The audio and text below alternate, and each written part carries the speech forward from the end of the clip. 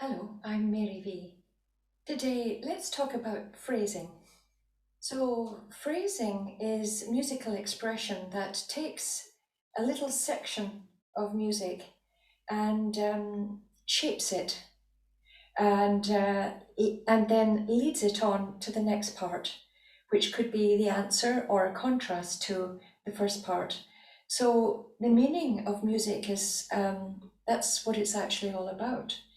It's an overview, a continuation, shaping and making sense of it, really. So let's take some Mozart.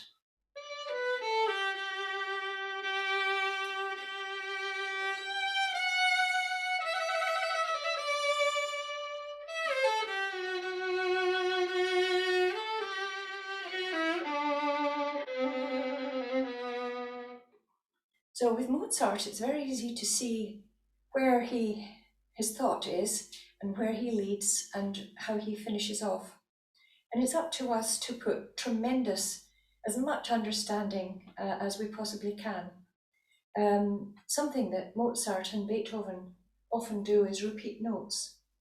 And within the phrasing, it's to make sense of what a repeated note means. We've got a repeated G, and then another G at the top.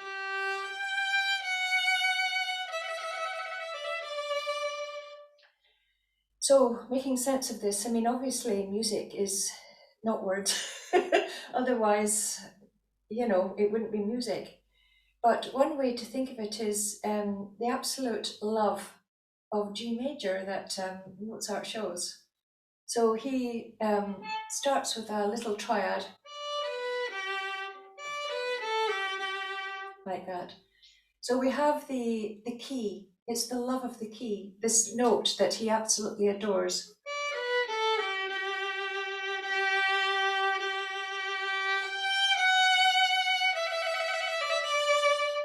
So the fact that after the G, there's an F sharp, it's going away from home, which is G, into home. So, in Mozart, there's often a feeling of going away from the heart of things and then coming back to the heart of things. He stretches it. He stretches literally your heartstrings. And I think you don't have to have all those thoughts when you play it, but you can have all those thoughts when you practice it. And then that comes through when you play it.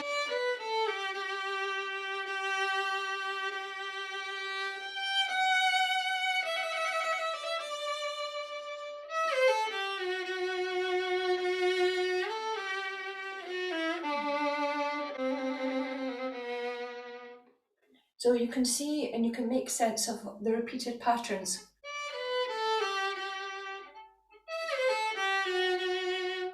So he repeats his patterns, and when he repeats his patterns, it's more meaningful because there's an echo of the first one or a further development of it.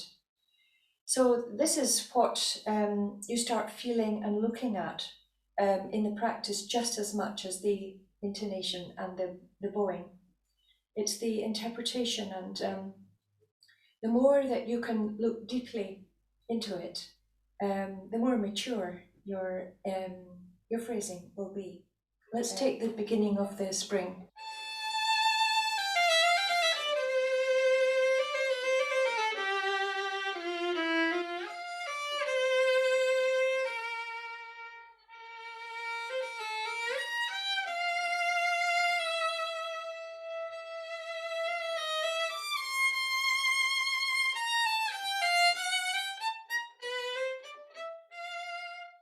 So let's just take the beginning, the beautiful, fresh opening of the spring sonata.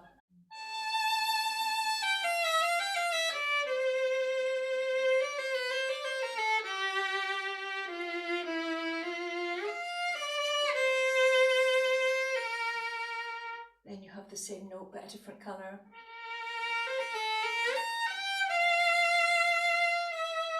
Again, the same note.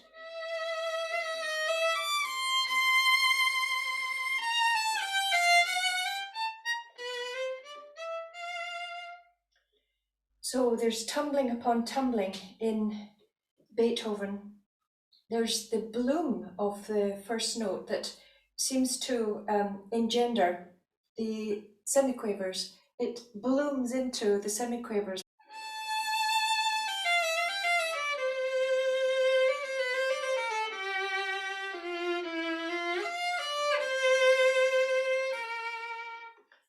So it's something that gives you a feeling of progression, very much progression, but also serenity. So again, these are considerations that you discover and think about when you're looking for phrasing and meaning in the music, and find your own. Find your own. It's much better to search for it. You'll never really get there because there's no such thing as perfection in music, but there's always searching for it, which is the joy of violin playing. It's the joy of music. Let's have a little look at Brahms.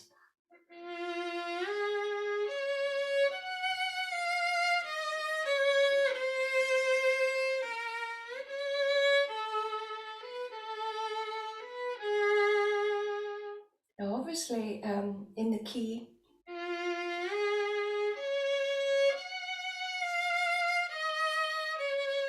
you have a stretching out of the key.